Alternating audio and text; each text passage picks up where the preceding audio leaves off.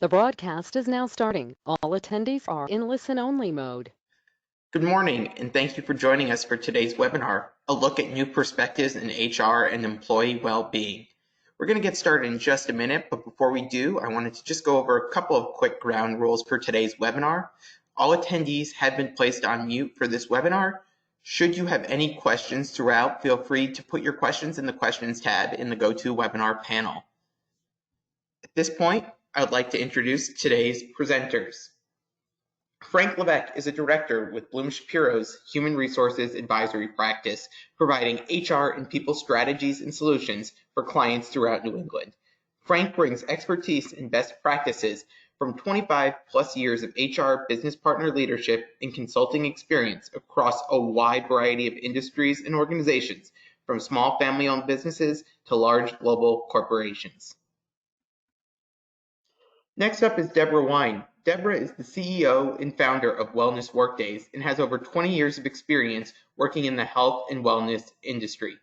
Deborah is also the program director of the Wellness Workdays Dietetics Internship, one of the largest nationally accredited programs in the United States, training future registered dietitians in the areas of worksite wellness and health promotion, sports nutrition, and entrepreneurship, and nutrition communications and marketing. Before I hand it off to Frank to begin today's presentation, we do have a poll for this audience that we just wanted to get your opinions on some of these issues that have been out there in this space of late. So I'm going to launch this poll question just for a few seconds. Feel free to vote just to give us your thoughts here.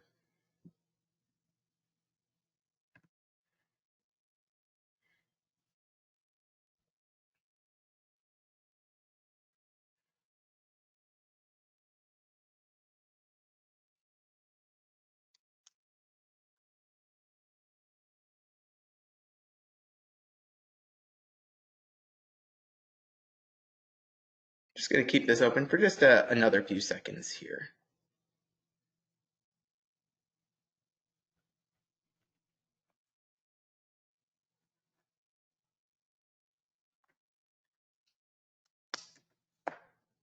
Great. I'm going to go ahead and close the polls. Thank you to everyone who participated, and just to before we get started, we'll pop those results up there so everybody can see those. Looks like we've got 20% employee physical and or emotional well-being, 21% on layoffs and returning to work challenges, 26% around policies and changing employment legislation, 18% around managing remote workers, and 15% around employee engagement. So it looks like a pretty even distribution out there. So I'm now going to hide those poll results, and I'm going to hand it off to Frank Levesque to begin today's presentation. Thanks, Jared, and good morning, everybody. Thank you for joining us today for what we feel is a pretty timely, really hybrid topic, and that is around both HR and employee well-being. And we have a lot to cover today, so I'm going to get right to it. Our agenda is going to begin with an acknowledgement of really the times that that we're in right now as employers and as employees, and certainly not necessarily anything that anybody isn't already aware of, but really just a chance to take a step back and acknowledge really the unprecedented time we're in, and then to talk quickly about really how both HR and employee well-being have taken center stage during this crisis, and also really the spirit and the intent of what we're talking about today is to acknowledge that while we have had and continue to have all of these challenges, what can we take from that and look at a at more of a long-term basis and sort of more sustainable basis as far as how our HR and employee well-being strategies are there helping or hindering our efforts to create a great workplace. So we'll talk about some of the areas in HR 5 in particular that we think all employers should be thinking about, and then I'll turn it over to Deborah, who will talk about work-life integration. You may hear certainly the term work-life balance and work-life integration, and really it's in our opinion it's more about work-life integration and well-being. And then we'll finish up if we have time with some final thoughts and some questions. So it goes without saying that really no event has impacted the workplace or the economy, at least in our lifetimes, with the suddenness and the velocity as the COVID-19 pandemic. It all seemingly happened overnight. And just to put things in perspective, in the span of about 8 weeks, unemployment shot from under 4% to nearly 15%, though some economists claim that because of the way that workers were being misclassified and because those that became discouraged and stopped looking became left the workforce, that unemployment rate is really north of 20%, which is more comparable to the Great Depression of the 1930s. And to put it even more perspective, it only took 90 days for the unemployment rate to rise higher than it did in 2 years of the Great Recession of 2007 and 2009. And when you weave in that the highly charged political and racial climate and the things that are going on now along those lines, it really is a time of really high stress, high anxiety, and uncertainty for all of us. And Deborah, I don't know if you wanted to weigh in a little bit on sort of the impact and the toll that that's taken on employees and work. Yes, thanks so much, Frank. Yeah, what we've seen with regards to wellness and well-being, whereas historically, when we were, asking coaches when they're reaching out to employees to understand, what their goals and thoughts and needs were, we saw a lot more around physical health and, some emotional, mental health and things like that. But a lot of the questions were, and the topics were around, what are healthy things for me to eat? How do I lower my blood pressure, get enough steps? To the level of I'm trying to run a marathon, what do I need to eat? But then more recently, and I have just 2 brief quotes from employees when we asked them, what are you looking to talk about? And, one of the respondents said, how to stay positive as an ER nurse whom has so many sick patients already, and it's not even peaked yet, the virus. The ages we see are scary for those affected. I'm afraid of dying on my kids. And then another quote, which again, I think just encompasses sort of, what your employees are considering and thinking about and experiencing. Again, this is from another healthcare worker. I'm working at the hospital right now, and I feel overwhelmed and a little helpless. I work in clinical education and want to help everyone. My husband is temporarily laid off, and my 3 kids are home. There are financial, emotional, and physical stresses everywhere I look. So, the stories have changed completely, and that's really what, today's conversation will hopefully be about is, what have we learned? What are some of the lessons, and how can we move forward from here? Absolutely. Thank you. Jared? So as far as HR goes, I mean, this is certainly not an all-exhaustive list, but it's no secret that the list is long. Employers have had to deal with layoffs, like, should I furlough people? Should I lay them off? How do I select those that should be laid off? What's the impact on the benefits for those that are laid off versus furloughed? How do I communicate with them? And unemployment, we just, on our end, we fielded just almost daily questions around unemployment. And so this, along with the return to work end of things, and how to bring people back in an appropriate and a compliant way. Certainly the emergence of remote work, and really what I would call sort of the world's largest HR initiative, and all the challenges that came with that. They're along technology, processes, productivity, engagement, etc., continues to be a big challenge for employers. The CARES Act, state and federal employment laws, all intertwined with legislation around the FFCRA, paid sick and family leave, and how that interacts with existing leave policies and employment laws along the state and federal lines, and a number of other areas. Certainly, again, this is not all exhaustive, but it seemed that seemingly all at once, this was all out in the open, and the employers were having to deal with it, especially difficult for employers who maybe didn't have HR or don't have HR departments having to deal with all this. So again, the spirit and intent of today is to really try and take a step back and ask if the old way of doing things is still the right way, and thinking more about, although there are a lot of organizations certainly still in what you would call sort of survival mode, thinking beyond survival into start thinking about transformation. So when we look at the 5 key areas of HR to be thinking about, there's no secret that remote work has emerged front and center with its challenges and with its benefits. And certainly on the technology front, I think, you know, in the communications we've had with our clients and the surveys that we've done, technology seems to be right at the top. Not everyone is equipped to handle or manage the technology needs to do their jobs. So issues along connection speeds, remote IT support, et cetera, have become issues. And not surprisingly, the water cooler, all important, I would say, water cooler connections and collaborations. These are a couple of quotes from a survey that we did where employees said that they missed the face-to-face interactions and not having that spontaneous contact with team and management members. And really, many employers being caught flat-footed on both fronts. Some other challenges include managing employee productivity and engagement. How do I know that my employee is doing what they need to? I'm having a hard time, keeping connected. And then employees also telling us that they're having difficulty shutting it down. This is another quote from one of the surveys that we did. That the challenge for this particular employee was knowing that it was okay to log off at the end of the day without feeling guilty.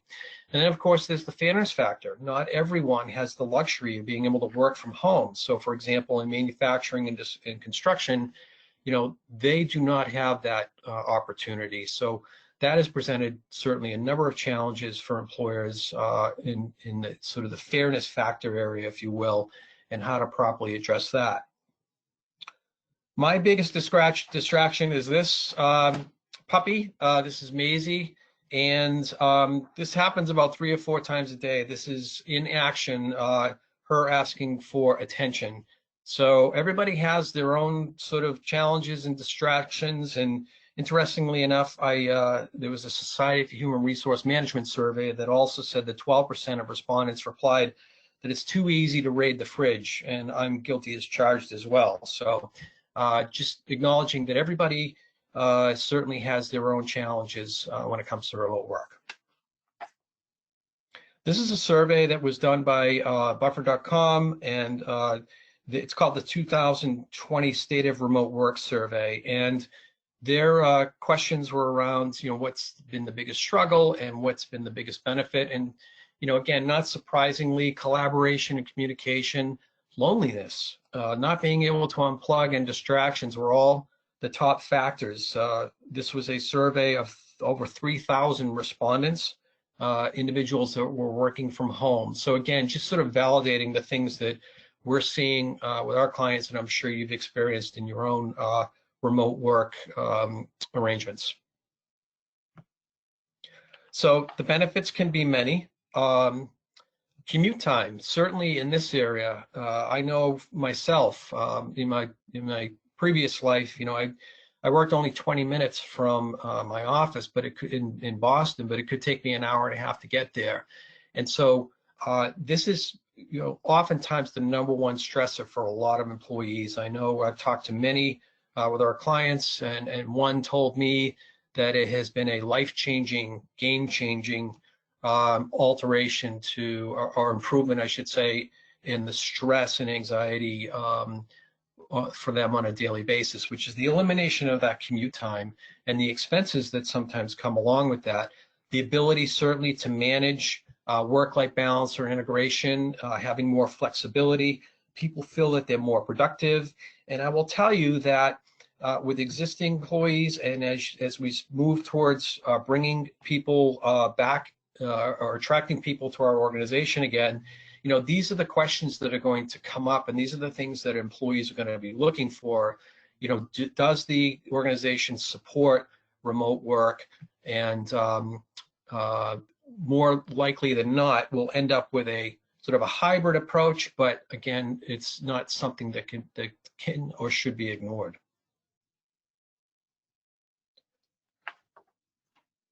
And again, back to the survey from Buffer.com, the ability to have a flexible schedule, the ability to work from anywhere, the commute factor, time with family, all important aspects of working from home and beneficial aspects. So as you're considering remote work, and granted, many of you may have already begun to or already had remote work arrangements in place, but if you're an employer that's adamant about bringing everyone back to the office, ask yourself why, especially if it's working. It doesn't have to be a full-time arrangement. As I mentioned, a hybrid arrangement can also work, even if you were to allow 1 or 2 days a week to be remote. That can have a huge impact on an employee's engagement and ultimately the ability to retain good talent. Make sure you're establishing clear expectations for employees and managers. The ability to just walk into somebody's office or just have these informal conversations, is obviously much more difficult with employees working remotely. So make sure that you're establishing clear expectations around accessibility, communication, deliverables. Communicate in your own way, but make it a top priority.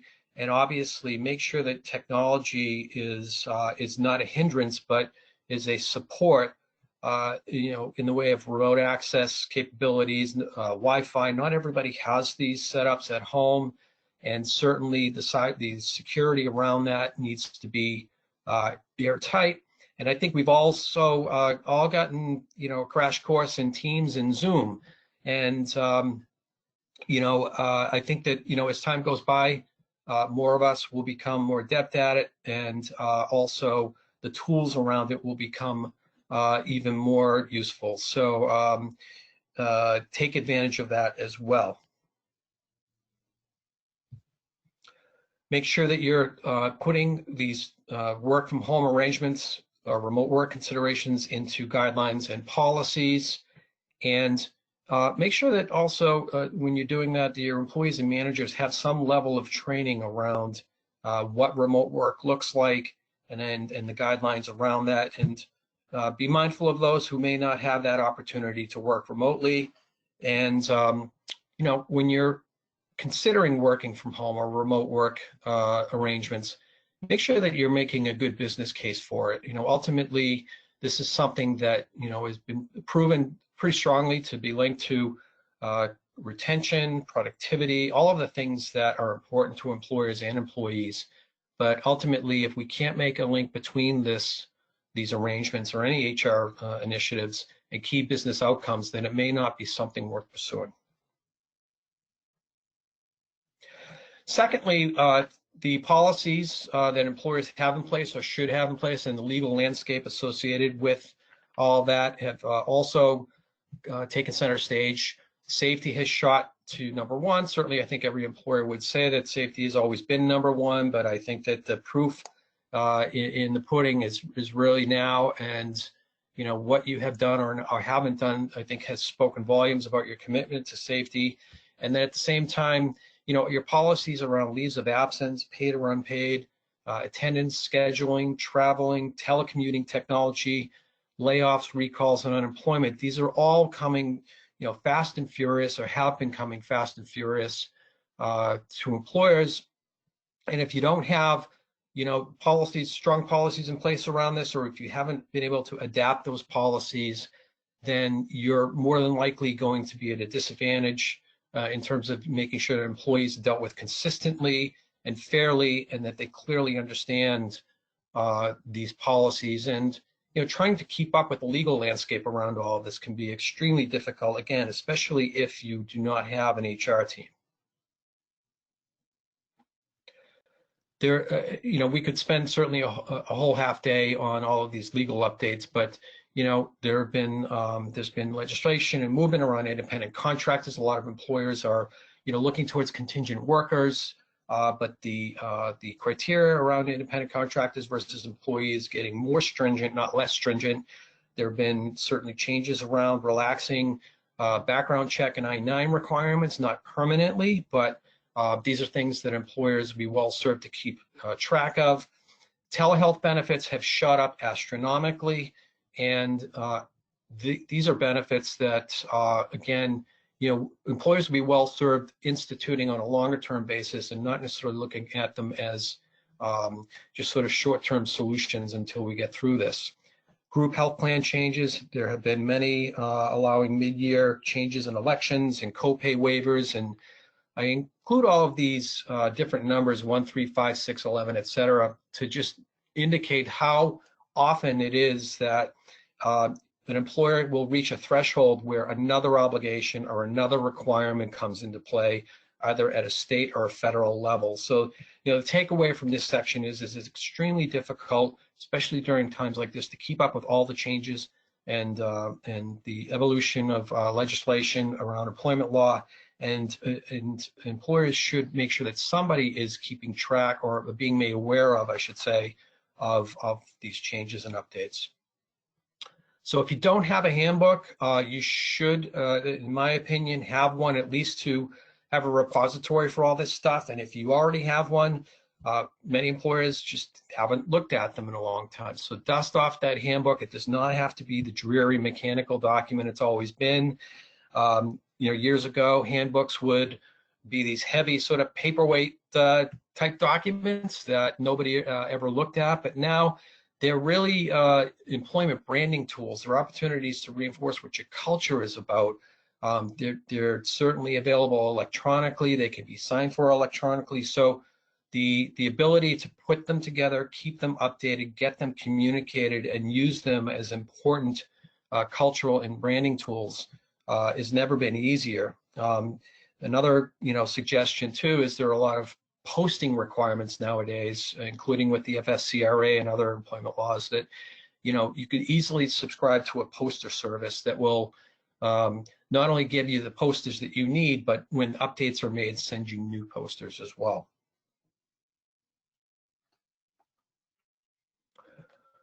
So we talk a lot, we've been talking a lot, certainly in HR, about the future of work. Well, in our estimation, the future is now, the future of work. And the question is, if not now, when?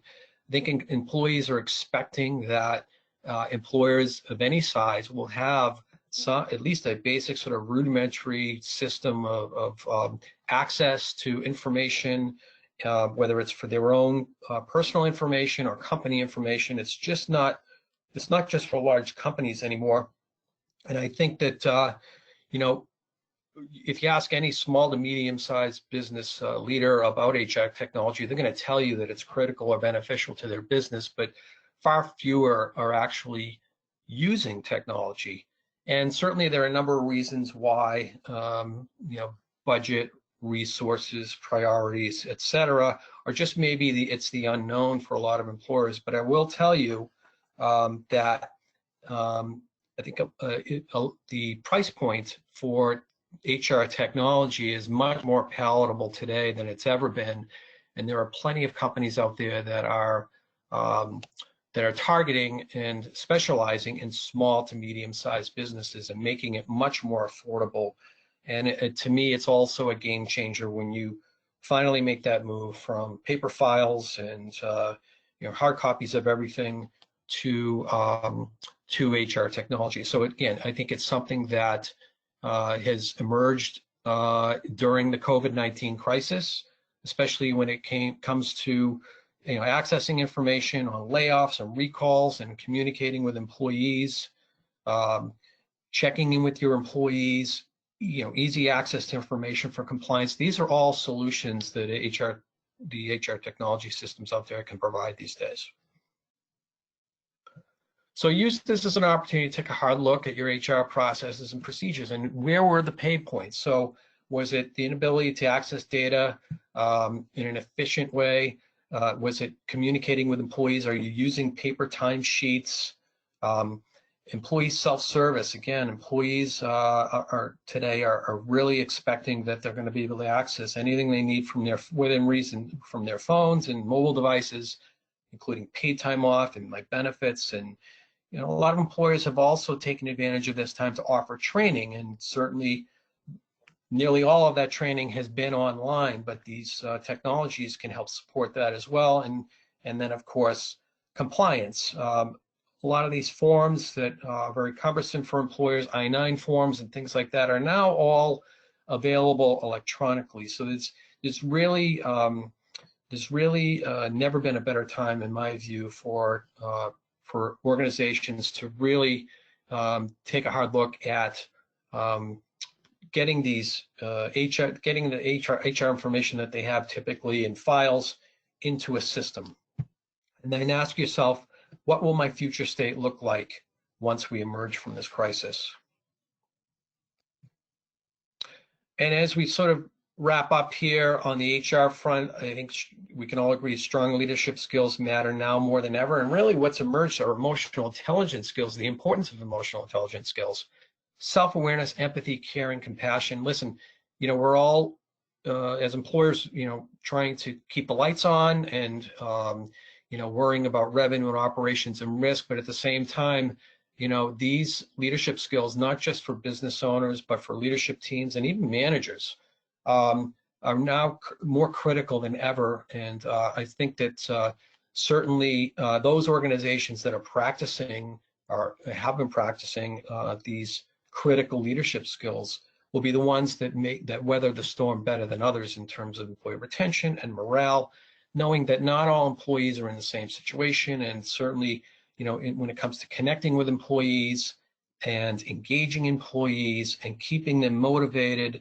and producing, we need to meet them where they are. And the way that we do that is through empathy and compassion. And these are, and other emotional intelligence skills. And these are skills that can be improved over time. So if you were to, in fact, we've done some surveys of employees and asked them, what were the attributes of the most impactful leader in your life? They will tell you, Jared, if you want to go to the next slide, these are the attributes, and these are, for the most part, emotional intelligence skills. So, there's been a stigma, I think, around soft skills, if you will, but I think we can agree that now more than ever, these are the attributes. Emotional intelligence skills are the ones that really are separating the great leaders from those who are struggling. So what can you do to improve leadership skills? Like anything else, it takes practice. EQ skills can be improved. Make sure you're meeting employees where they are and understanding their own sort of individual situations, but oh, by the way, make sure you're consistent. Consider doing a survey. We've done several surveys for our clients, and they were absolute gold. Just be prepared to do something with those results. Be human with your employees. Acknowledge when you might not have all the answers. Celebrate, recognize employees. I've got clients who are doing employee spotlights that they weren't doing before. They're doing weekly or bi-weekly videos that are inexpensive but just hugely impactful when it comes to keeping people together and establishing clear, regular, and honest communication. And at the same time, for yourself, look inward, examine your own beliefs and your own biases, which can really get in the way of our ability to practice good emotional intelligence skills. And so this is just a very brief diagram that shows, how our core values and beliefs do feed into our emotional intelligence skills, which ultimately are a big factor in our ability to be impactful. And I like to say, or I should say, Dale Carnegie said, when we're dealing with people, remember, you're not dealing with creatures of logic, but creatures of emotion. And so as we wrap up here, I think that culture is everything. It's what you do and it's how you do it. So, the core values and the policies that we have on plaques and in handbooks, they're just that. Now is the time to really think about, how it is that you've responded and continue to respond and adapt, that will speak volumes to both your current employees, but also potential employees. It says who you are and what your values are. And one way to do that also is to ask employees, how are we doing? How are you doing? And as I mentioned, we did several surveys for clients. I'll show you a quick example in a minute. But these are ways, there's no real sort of panacea for solving all of your challenges. It's a lot of different things. But ultimately, it's about making sure that you're connecting with your employees, that you're seizing opportunities for interaction and collaboration. The technology is there. certainly. And there are opportunities, as I mentioned, with policies and ways to interact and motivate people that we should be seizing now, and not just looking as a way to sort of make it through COVID-19, but when we emerge from this, things that will ultimately and materially, change the way that you do business and your culture. And this is just, again, an example of the survey that we did. It was 10 questions, and we got huge response rates. And again, it was very, very valuable for our clients that use them. This is just a sampling of some of the questions. How concerned are you about the impact of COVID-19 on you personally, on our company? How confident are you in our leadership team to make the right decisions? Another question is, how confident are you in our organization to commit to safety, et cetera, et cetera. And just the mere gesture of asking employees how they're doing and how they're feeling is huge. And so I think it says a lot about the organization. But again, you need to be prepared to then, at some level, share those results, and also where you can take, positive action, take action, and let people know that you did take that action. So with that, I think we have gotten to our work-life integration well-being section, and I will turn it over to Deborah. Thank you so much, Frank, and thank you so much for all of your wonderful insights. Just listening, and you really, laid the groundwork for me so beautifully, just talking about some of the aspects that I'll be discussing, even thinking about how you mentioned loneliness and utilizing technology for communications, looking towards experts, some of the surveys where you need to be open to the responses to what you hear, what you learn, and then to look inward to be prepared. So lots of really great information. Thank you so much for that. And I'm hopeful that I can use, there we go. I think that was me. Was that me, Jared? That was you, Deborah. You're good. Thank you. Love technology when it works.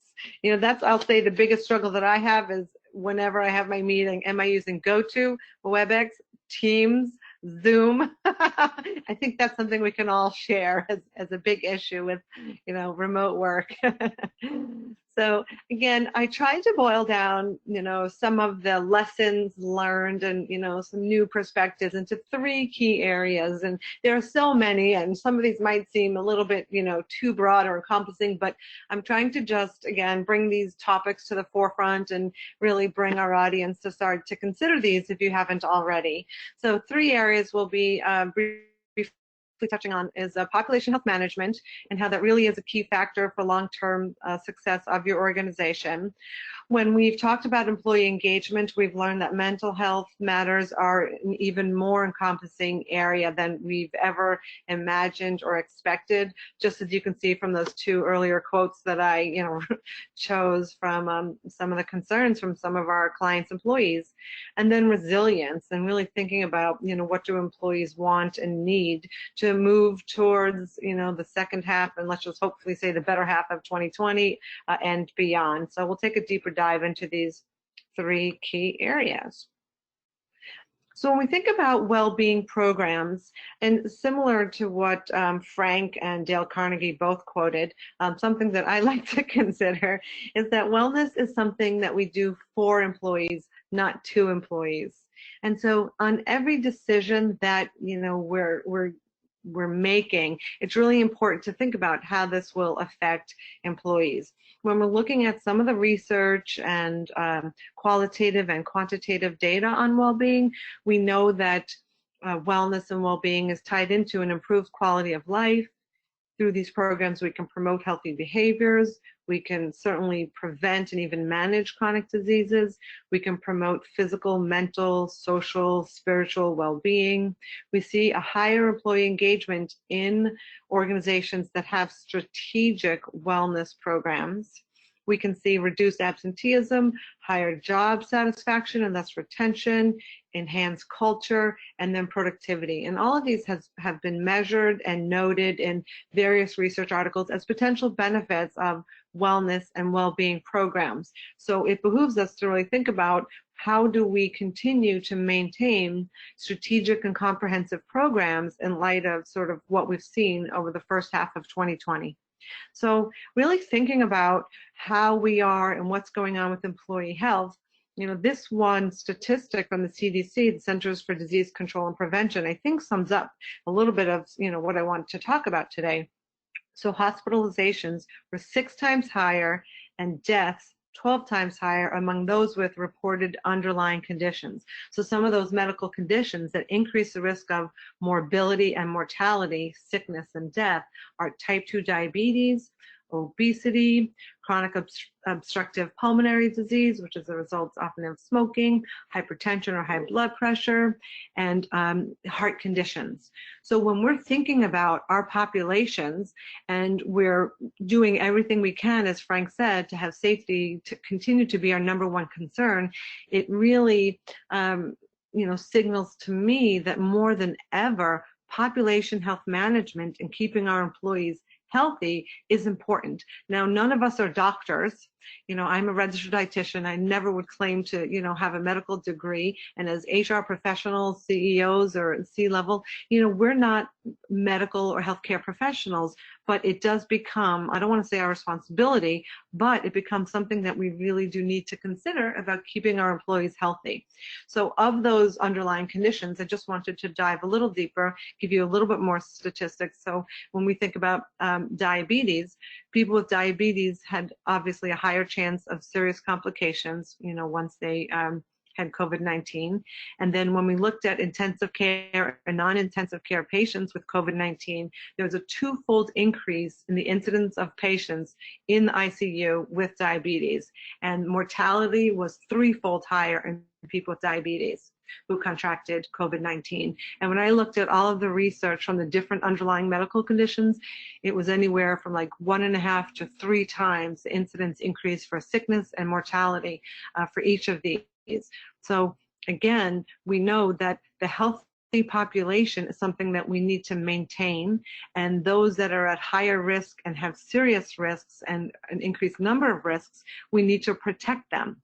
So that's in essence the definition of population health management, keeping the healthy people healthy, and then looking at the high risk, helping them to maintain, or I should say improve or manage their chronic conditions and improve when possible. And then the medium risk, finding that balance of how can we also help them.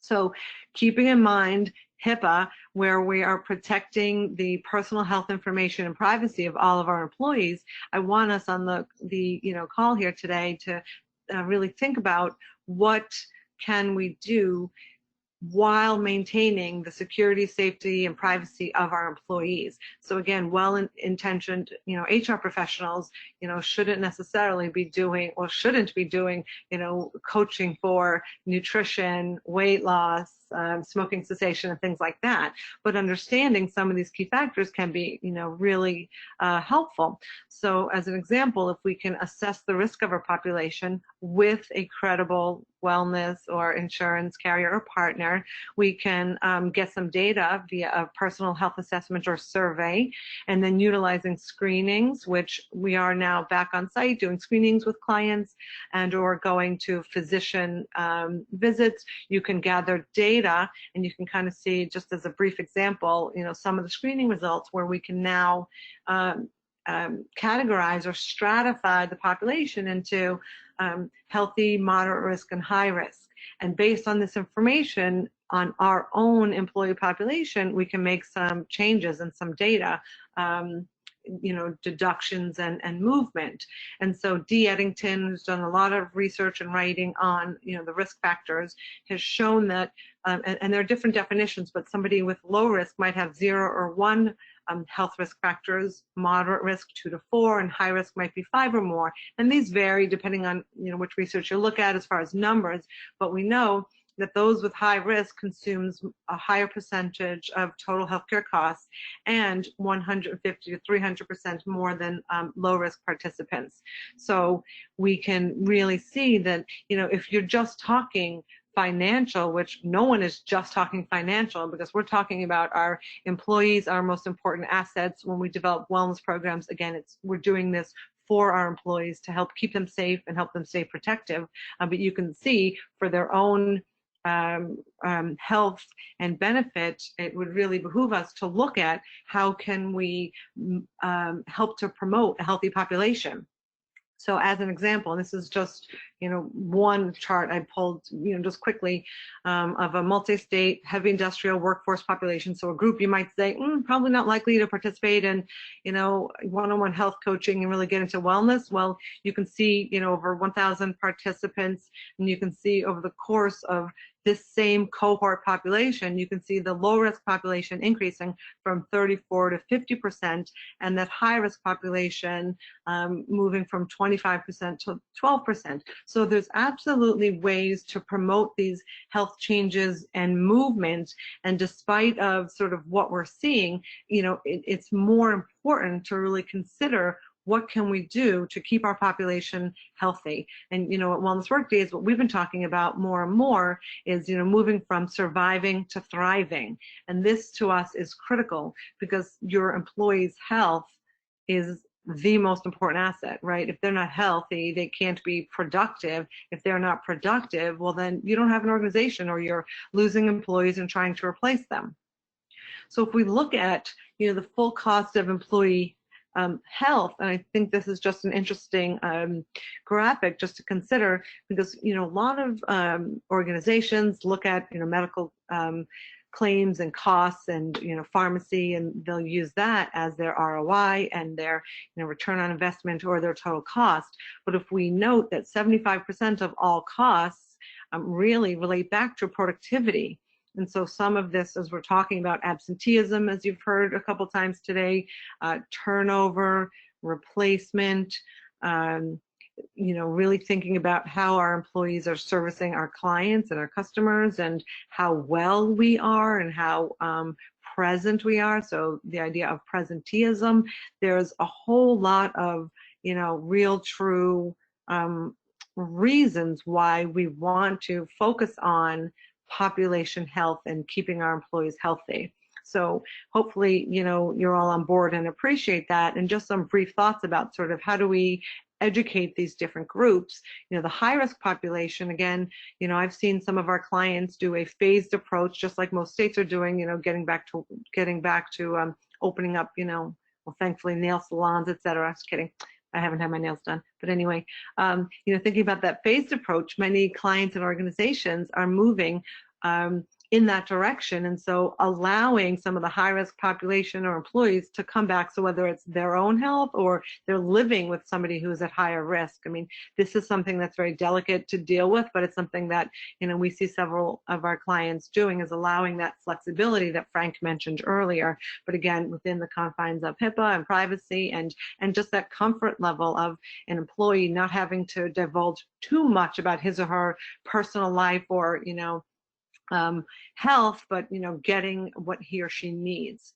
So for a high-risk population, what we've done in the past, which still we're continuing to do, is really provide a high-risk intervention, because this high-risk population, you want to make sure that they still have the resources that they need and are getting what they need. And again, just for time's sake, I didn't include just the percentage of people that are not going for regular screenings or visiting dentists and doctors, going for cancer screenings. All of this, have decreased tremendously, but that may not be something long-term that's really going to help us. So making sure that our high-risk population are still getting the right messaging. So whether that's through one-to-one coaching, where, again, as an example, our coaches have moved and really pivoted to providing what we're calling resilience and support coaching. It's not much more about, how many steps did you get today, or, what's the best breakfast to have, which are all still very important, but it's really thinking about the higher risk piece of all of this. So whether you have access to a nurse line, one of the programs we offer, I Achieve, so it's involving high tech and high touch. So again, when we're thinking about having a remote population, this is critical, because whether you have blood pressure or scales, which is providing data and accountability, but then you're having telehealth consults, as Frank mentioned earlier, with a resilience coach, well, then now you're going to have this high touch approach, which is typically what high risk populations need.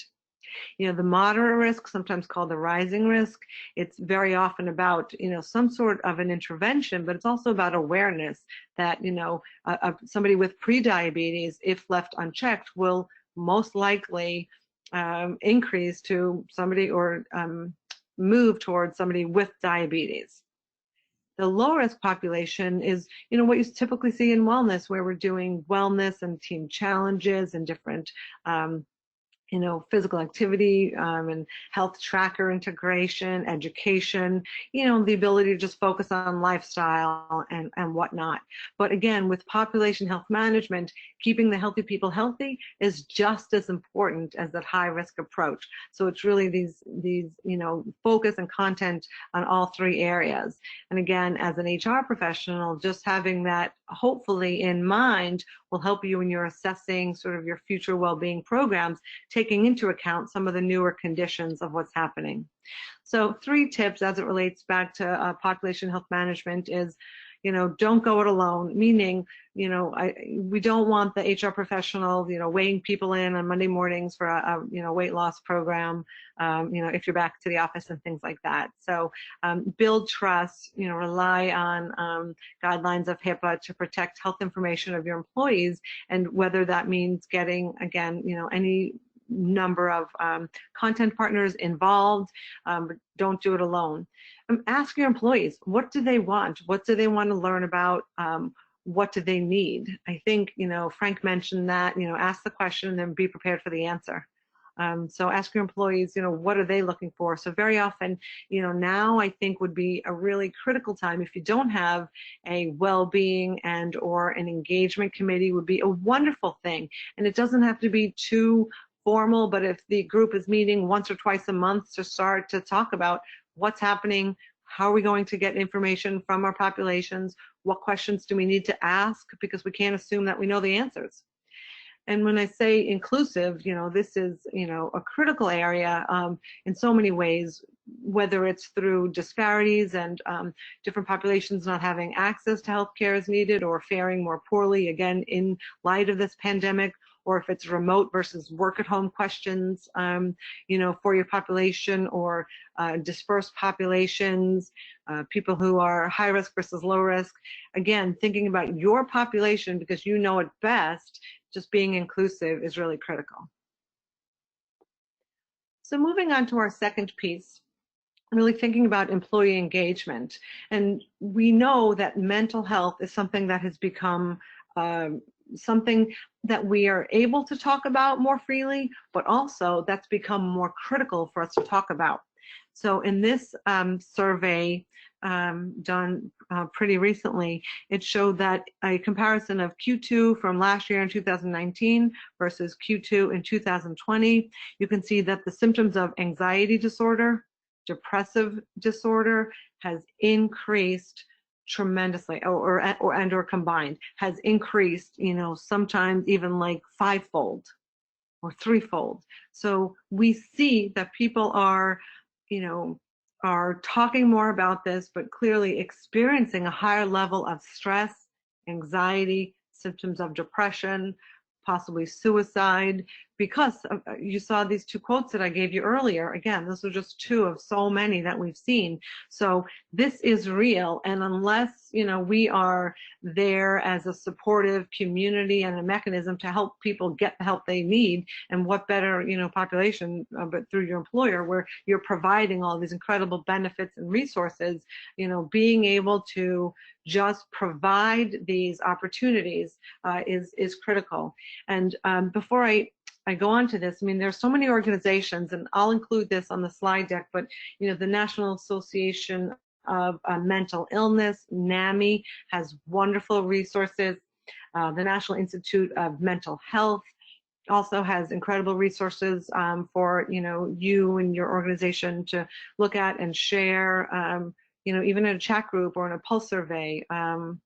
Etc. There's we're based in Boston, and MindWise is a wonderful not-for-profit, and they have free screening tools on their website and other resources and statistics that you can look at and view and share, so that you can get a handle on kind of where are we, and where do we find partners to help us move forward.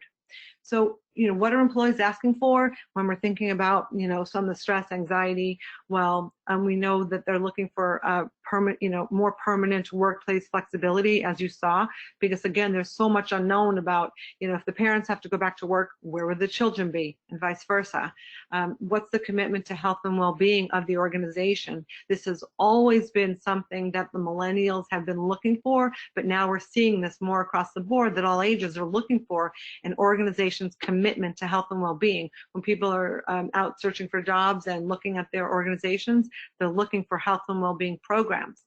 And also, those populations are now also looking to find work with a purpose, so to have meaning. And I remember reading about this organization where they were making small plastic knobs. And what's the meaning in this, where you're in this production, fast production, manufacturing, low skill? But then the CEO said, we really need to explain to our employees why these things matter. And then when he took his entire organization and then showed the MRI machines and the cancer screenings that are being done utilizing these plastic pieces, and so showing how you're contributing in your organization is making or having an effect on the larger community. And even if it's not directly related to your current job function or your current there are ways to clearly stay involved within the community and demonstrate to your employees and ask your employees what would they like to see more of. So that's a wonderful way to contribute and to focus on the mental health and of your employees. So this can help to benefit as we're promoting engagement, long-term retention, higher levels of productivity, and improved quality of work, as I sort of briefly mentioned earlier. And so when we're promoting engagement and culture, thinking about these areas within your wellness program would be critical. And so how do we influence, new social norms that promote health and well-being? What kind of policies can you develop, whether that means, not only allowing, but encouraging employees to spend a half hour on, work time 3 days a week to exercise, gym reimbursements. There's so many different things, team challenges.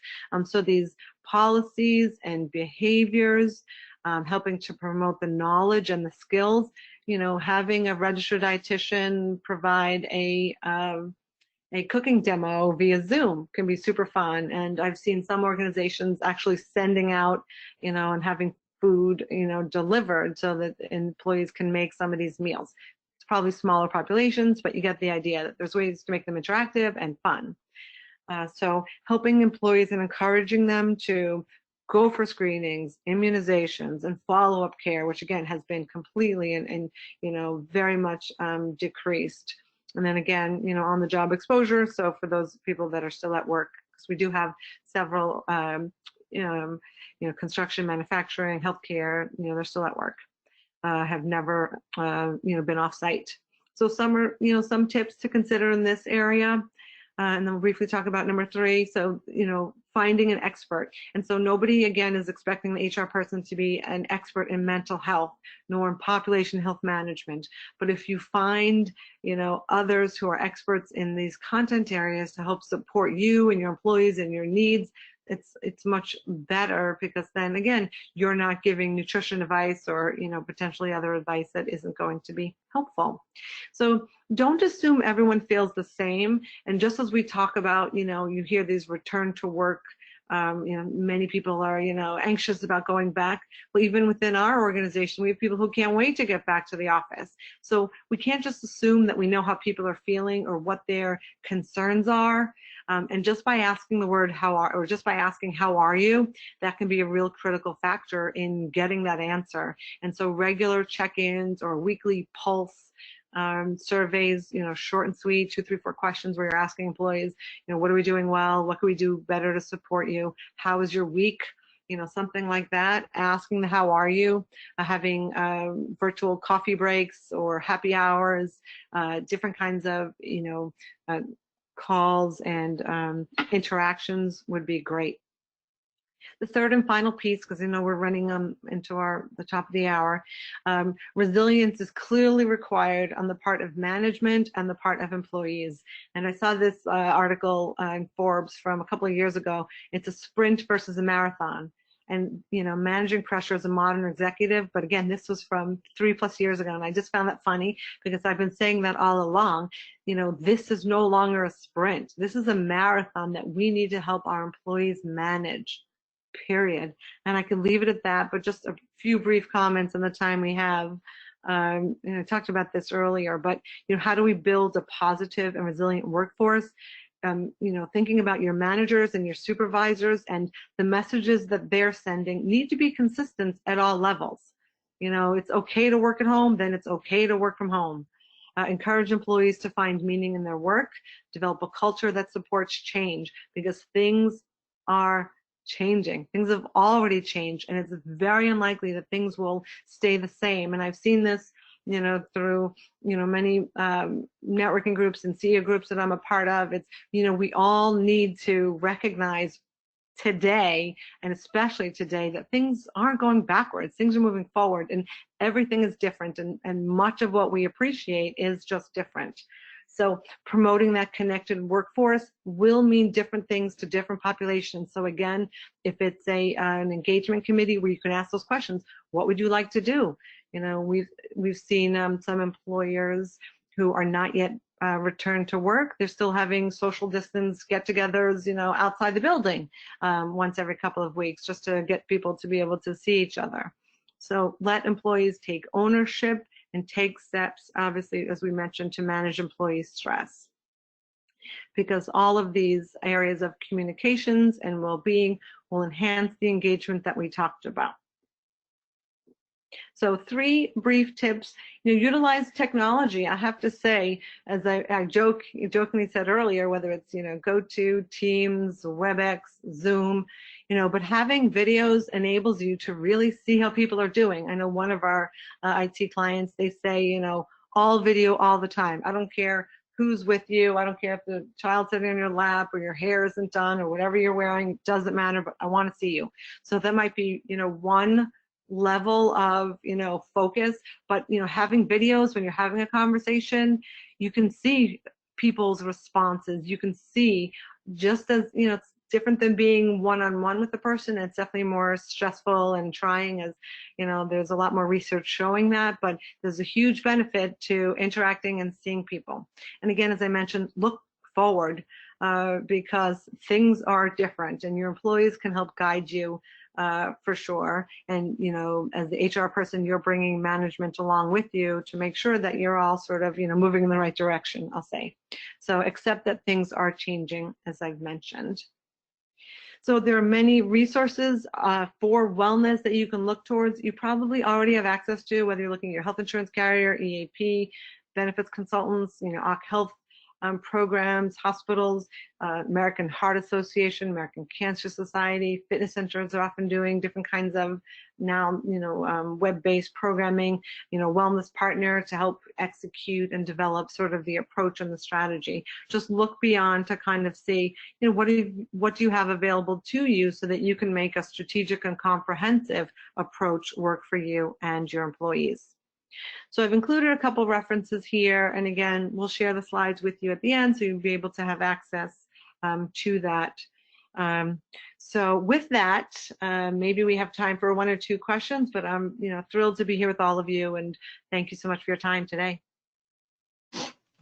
Thanks, Deborah. That was great stuff, and I think that the content from both the HR perspective and the well-being perspective, and it could all sort of be looked at as the people perspective, really ties in nicely. And I think you and I both agree that we could certainly dig into any number one of the content areas that we've covered today and spend another hour on it.